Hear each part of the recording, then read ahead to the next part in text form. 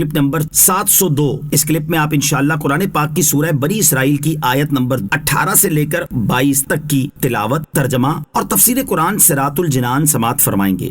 بسم اللہ الرحمن الرحیم۔ ترجمہ، اللہ کے نام سے شروع جو نہایت مہربان رحمت والا ہے۔ من کان یرید العاجلۃ عجلنا له فیہا ما نشاء لمن نرید ثم جعلنا له جہنم یصلاها مذموما مدحورا۔ ترجمہ، جو جلدی والی دنیا چاہتا ہے تو ہم جسے چاہتے ہیں اس کے لیے دنیا میں جو چاہتے ہیں جلد دے دیتے ہیں، پھر ہم نے اس کے لیے جہنم بنا رکھی ہے جس میں وہ مذموم مردود ہو کر داخل ہوگا۔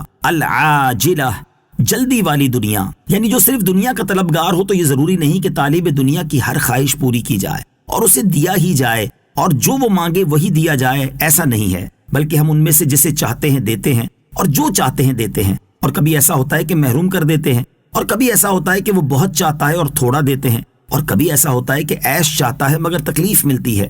ان حالتوں میں کافر دنیا و آخرت دونوں کے خسارے میں رہا، اور اگر دنیا میں اس کو اس کی پوری مراد دے دی گئی تو آخرت کی بد نصیبی و شقاوت جب بھی ہے، جبکہ مومن کا حال اس سے بالکل جدا ہے کہ جو آخرت کا طلبگار ہے اگر وہ دنیا میں فقر سے بھی زندگی بسر کر گیا تو آخرت کی دائمی نعمتیں اس کے لیے موجود ہیں، اور اگر دنیا میں بھی فضل الہی سے اس کو عیش ملا تو دونوں جہان میں کامیاب۔ الغرض مومن ہر حال میں کامیاب ہے، اور کافر اگر دنیا میں آرام پا بھی لے تو بھی کیا، کیونکہ بالآخر تو اسے ذلیل و رسوا ہو کر جہنم میں ہی جانا ہے۔ دنیا کی خاطر آخرت برباد نہ کریں۔ خلاصہ کلام یہ ہے کہ دنیا اتنی ہی ملے گی جتنی نصیب میں ہے، خواہ اسے فکر سے حاصل کریں یا فراغت سے، لہٰذا بندے کو چاہیے کہ وہ اپنی دنیا بہتر بنانے کے لیے اپنی آخرت کو برباد نہ کرے، یوں ہی وہ کسی کی دنیا کی خاطر بھی اپنی آخرت تباہ نہ کرے۔ حضرت ابو امامہ رضی اللہ تعالی عنہ سے روایت ہے، رسول اللہ صلی اللہ تعالی علیہ وسلم نے ارشاد فرمایا، قیامت کے دن اللہ تعالیٰ کے نزدیک لوگوں میں بدترین درجے والا وہ بندہ ہے جو دوسروں کی دنیا کی خاطر اپنی آخرت برباد کر دے۔ یاد رہے کہ مومن کامل کا دل دنیا میں رہتا ہے، مگر دل میں دنیا نہیں رہتی، بلکہ دل میں صرف دین رہتا ہے، اور اگر دل میں دین کی بجائے دنیا آ جائے تو وہ ہلاک ہو جاتا ہے۔ جیسے کشتی پانی میں جائے تو تیرے گی، لیکن پانی کشتی میں آ جائے تو کشتی ڈوب جائے گی۔ ومن اراد الآخرة وسعى لها سعيها وهو مؤمن فأولئك كان سعيهم مشكورا۔ ترجمہ، اور جو آخرت چاہتا ہے اور اس کے لیے ایسی کوشش کرتا ہے جیسی کرنی چاہیے اور وہ ایمان والا بھی ہو تو یہی وہ لوگ ہیں جن کی کوشش کی قدر کی جائے گی۔ ومن اراد الآخرہ، اور جو آخرت چاہے۔ اس سے پہلی آیت میں طالب دنیا کا بیان کیا گیا، جبکہ اس آیت میں طالب آخرت کا بیان ہے۔ چنانچہ ارشاد فرمایا کہ جو آخرت کا طلبگار ہے اور اس کے لیے ایسی کوشش کرتا ہے جیسی کرنی چاہیے، یعنی نیک اعمال بجا لاتا ہے اور وہ ایمان والا بھی ہو تو یہ وہ آدمی ہے جس کا عمل مقبول ہے، اور یہی وہ لوگ ہیں جن کے اعمال کا اچھا صلہ دیا جائے گا۔ عمل کی مقبولیت کے لیے درکار 3 چیزیں اس آیت میں مومن ہونے کی شرط کا بیان ہے۔ اس سے معلوم ہوا کہ ایمان کے بغیر کوئی نیکی قبول نہیں۔ نیکیوں کے لیے ایمان ایسا ضروری ہے جیسے نماز کے لیے وضو یا بہترین غذا کے لیے زہر سے خالی ہونا۔ ایمان جڑ ہے اور اعمال اس کی شاخیں۔ صدر الافاضل مفتی نعیم الدین مراد آبادی رحمۃ اللہ تعالی علیہ نے یہاں بڑی پیاری بات ارشاد فرمائی کہ اس آیت سے معلوم ہوا کہ عمل کی مقبولیت کے لیے 3 چیزیں درکار ہیں۔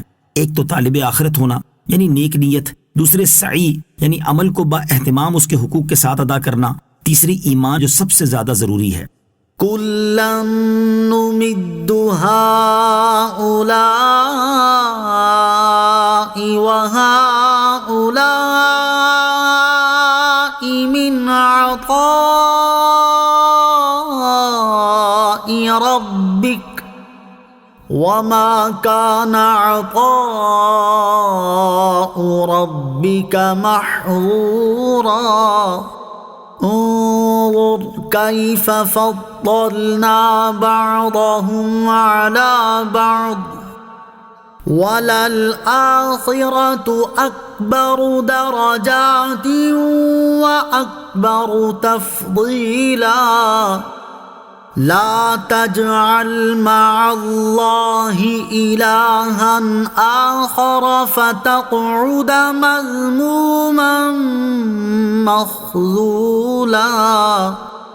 ترجمہ، ہم آپ کے رب کی عطا سے ان دنیا کے طلبگاروں اور ان آخرت کے طلبگاروں سب کی مدد کرتے ہیں، اور تمہارے رب کی عطا پر کوئی روک نہیں۔ دیکھو ہم نے ان میں ایک کو دوسرے پر کیسی بڑائی دی، اور بے شک آخرت درجات کے اعتبار سے سب سے بڑی ہے اور فضیلت میں سب سے بڑی ہے۔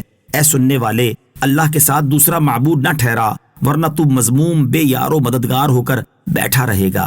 کلن نمد، ہم سب کی مدد کرتے ہیں۔ اس آیت میں ارشاد فرمایا کہ جو دنیا چاہتے ہیں اور جو طالب آخرت ہیں ہم سب کی مدد کرتے ہیں۔ چنانچہ دیکھ لیں کہ کفار اللہ عز و جل کے دشمن ہیں، لیکن وہ چونکہ دنیا کے طالب ہیں اور اس کے لیے کوشش کرتے ہیں تو اللہ تعالیٰ نے انہیں بھی عطا فرمایا ہے۔ بلکہ ہمارے زمانے میں تو دنیاوی ترقی میں وہ مسلمانوں سے بہت آگے ہیں، اور یوں ہی جو مسلمان محنت کرتا ہے وہ بھی اپنی محنت کا صلہ پاتا ہے۔ الغرض دنیا میں اللہ عز و جل سب کو عطا فرما رہا ہے، سب کو روزی مل رہی ہے، دنیا میں سب اس سے فیض اٹھاتے ہیں، نیک ہوں یا بد، البتہ انجام ہر ایک کا اس کے حسب حال ہوگا۔ اور اگلی آیت میں فرمایا کہ دیکھو ہم نے ان میں ایک کو دوسرے پر مال، عزت، شہرت، کمال میں بڑائی دی ہے، لیکن ان تمام چیزوں کے ساتھ یہ حقیقت ذہن نشین رکھنی چاہیے کہ درجات اور فضیلت کے اعتبار سے آخرت ہی سب سے بڑی چیز ہے۔